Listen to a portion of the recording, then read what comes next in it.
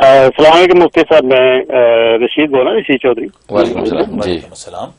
آپ کا شو میں ریگولرلی مطلب دیکھ رہا ہوں، کافی یہ ڈفرینٹ شو، بہت اچھا ہے۔ اس میں نہ صرف ریلیجیس بلکہ آپ سوشل، پولیٹیکل اور ایون بزنس کے ایشو بھی وہ ڈسکس کر رہے ہیں۔ تو ایکسلنٹ شو ہے، بہت اچھا شو ہے۔ اچھا، میرا ایک کوشچن ہے، ڈیجیٹل کرنسیز آج کل کو پچھلے 3-4 سال سے یہ سلسلہ شروع ہوا ہے، جس میں مین جو ہے وہ بٹ کوائن ہے۔ تو یہ مطلب ڈیجیٹل ہے کرنسی، تو اس میں لوگ جیسے خریدتے ہیں، پھر اس کی پرائز اوپر نیچے بھی ہوتی ہے جیسے اسٹاک مارکیٹ کی طرح۔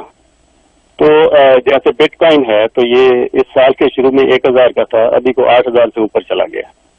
تو اسی طرح کی اور چھوٹی چھوٹی کرنسیز ہیں ڈیجیٹل ہیں جو، تو اس میں یہ کیسے ہے، اسلامی نقطہ نگاہ سے کیسے ہے؟ پرائز ویسے اس کی اسٹاک مارکیٹ کی طرح اوپر نیچے ہوتی ہے؟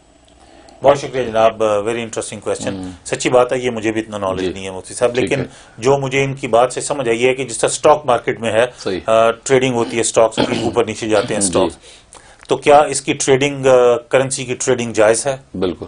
اصل میں یہ ڈیجیٹل کرنسی ایک الگ ایک نوعیت کی کرنسی متعارف ہوئی ہے، اور یہ اس کرنسی کے مقابلے میں جو ڈالر یا پاؤنڈ جو اسٹرلنگ دنیا میں چل رہا ہے، تو ڈیجیٹل کرنسی چونکہ ایک الگ نوعیت کی کرنسی مارکیٹ میں یہ متعارف ہوئی، اب اس کے مقابلے میں آپ کو وہ ڈالر کی شکل میں کرنسی ملتی ہے، اور وہ ڈیجیٹل کرنسی کا جو ہے جیسے آپ بتا رہے ہیں اسٹاک مارکیٹ میں اپ ڈاؤن ہوتی ہے، کبھی 1000 کی ہے کل کو 10,000 تک پہنچ جائے گا، یا 1000 کی ہے تو 500 میں نیچے گر جائے گا۔